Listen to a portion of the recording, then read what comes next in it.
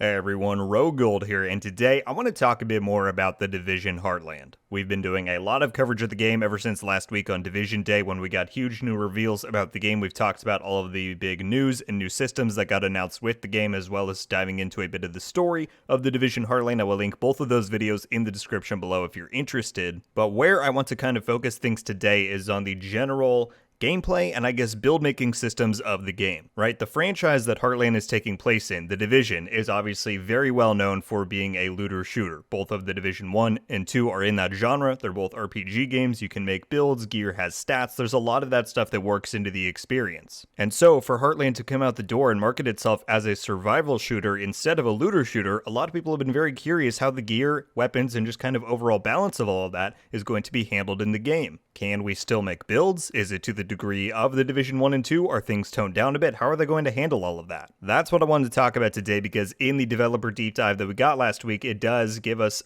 some details if you kind of dive into some of the different frames that we see here of what the gear is going to look like in the game. So I want to kind of review everything that we see in this video and give a bit of a conclusion about how we can kind of foresee the gear playing out in the Division Heartland. So without further ado, let's get to it.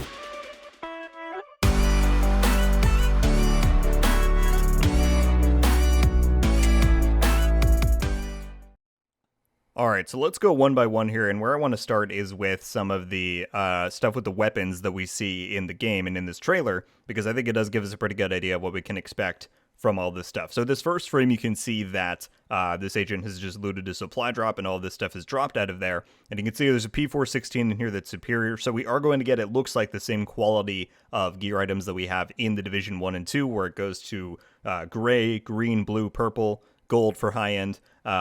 All those same things appear to be here. And from looking at these panels, you start to get a bit of an idea of how the gear is going to maybe differ from the Division 1 and 2 in that it's not quite as complex, but it does still have some of those elements of build making that we're all familiar with. So in the Division 1 and 2, you would expect to see a gun have different, obviously it has its base stats here for the different archetypes of the gun, but obviously then you would have a roll of weapon damage, maybe a different roll, you'd have a talent, you'd have all these different things. Here it seems to be streamlined a little bit. Obviously you have your P416 here, it's superior, you have your base stats, that all makes a lot of sense, but then there are no secondary stats, right? There's no, like I said, damage roll, there's no, like in the Division 2, you're used to seeing damage targets out of cover, or health damage or things like that. You don't see any of that here, but it does have a perk called armor handling, which is weapon handling increases after breaking an enemy's armor. And then below that, it has these two mod slots, but then if you also look at what the agent has equipped, which is this standard X45 pistol, it has two of these mods that fit the same pictures here, and it's a grip mod for 15% stability and a muzzle mod for 15% accuracy. So will these be transferable over to the P416?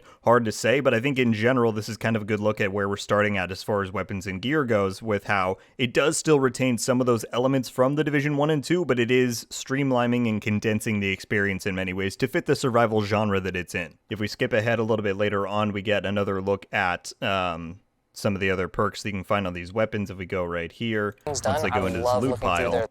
So here you have, they're looking at, they already have a CTAR equipped, they're looking at another one, again, high end, so we do have those same brackets of rarity. These two both share the same main stats, so at least right now it doesn't seem like those alter too much, at least depending on the rolls of the gun. It seems like those are pretty static. And again, you have those same two mod slots that we've seen so far, but then you also see some new perks here. The one on this one is Armored Thief. Breaking an enemy's armor gives you an armor kit, and Headshot Cleanse, which is headshot kills reduce viral exposure for your team. Alright, pretty interesting. If we go back a little bit, they show off the crafting menu in the game, and I think that gives us a pretty good look at both some stuff with the weapons and the armor, and we'll use this to kind of transition. So in this menu, you'll see that of course they have an MP5 right here that has, this one has no talent, right? And the other one didn't, the other green quality one didn't either earlier, which is I think how they did it in the Division 1 and 2, where the higher rarity you got with the item, the more talents and stuff it would unlock with over time. But on here again, you see the same two mod slots, but this time they have a green mod in here, which is lower rarity or quality than the purple one earlier, and it gives you less of stability than before. So I can see them handling that very similarly to the overall rarity of the gun, where the lower it is, the less power it's going to have. If we skip ahead a little bit here, though, it does show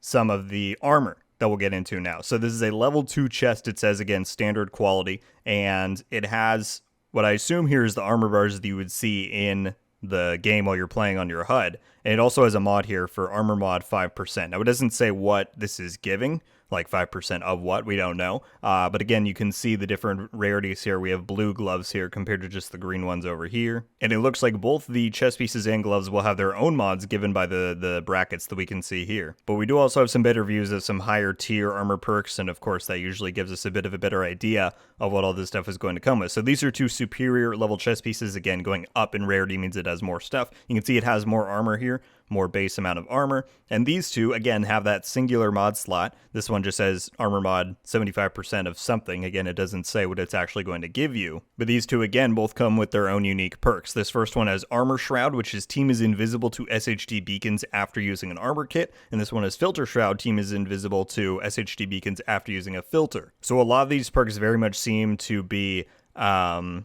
I don't know what the right way to phrase it is, but instead of, talents in the Division 1 or 2 are like, you get extra headshot damage for doing this. These very much seem to be beneficial to either just yourself or your whole team in ways that'll help you be more efficient in combat rather than just granting you more damage or things like that. If we go back a bit, we have one more really good look at some of the gear stuff.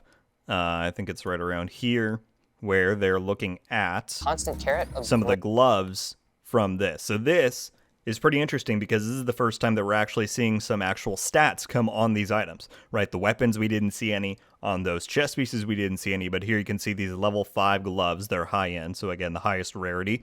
And this comes with 25% weapon swap speed and 25% reload speed. And compared to the level 1 gloves that they already have equipped, this only comes with 5% of each of those. So it very much seems like Heartland is going to be dealing with the idea that the amount of things that you can gain seems to be lesser, but they are more important the higher in rarity you go, because it's giving you, stacking amounts of those same buffs. This time, however, we also get to see that the glove mod gives you 10% dexterity. Now, what dexterity grants you, I don't know, but compared to the chest piece mod where it just said empty, this one actually has a value to assign to it, which is dexterity, so that'll be interesting to find out what that's going to be. We can then also see the perk that comes on the high-end glove here, which is Virus Sprint. Sprint faster with a melee weapon while inside level 2 contamination.